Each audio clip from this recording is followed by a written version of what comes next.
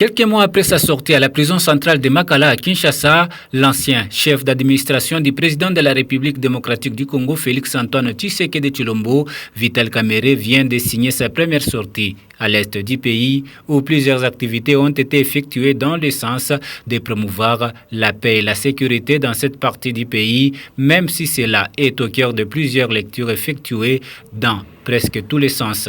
De voir un acteur politique qui veut dans tous les sens que possible accentuer ou marquer son retour en politique, alors il faut trouver une évidence sur la République qui exigerait aussi sa participation. Alors il a trouvé cette occasion avec la partie de l'Est.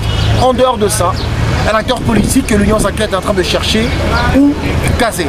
Parce que la primature, ça poserait un problème. Nous sommes à la veille de l'élection, il faut laisser que Sama Lukonde continue.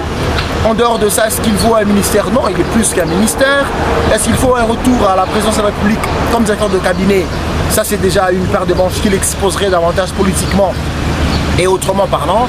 Alors, on est en train de lui trouver une place qui peut-être vaudra son intelligence parce qu'au-delà de tout, il est tenté de plus de dextérité gouvernementale. Il est important pour l'Union sacrée.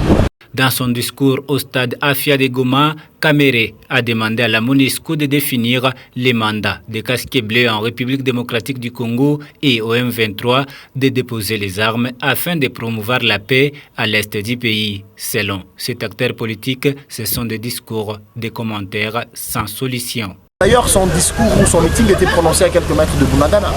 Ce n'est pas le fait de dire au M23 de vous déposeront les armes, pas qu'on rêve. Ce n'est pas le fait de demander à la MONUSCO, d'ailleurs, qui, sur au regard de la résolution 2556, au Conseil de sécurité, est déjà dans son plan très progressif. D'ici 2024, la MONUSCO ne sera pas sur le sol congolais.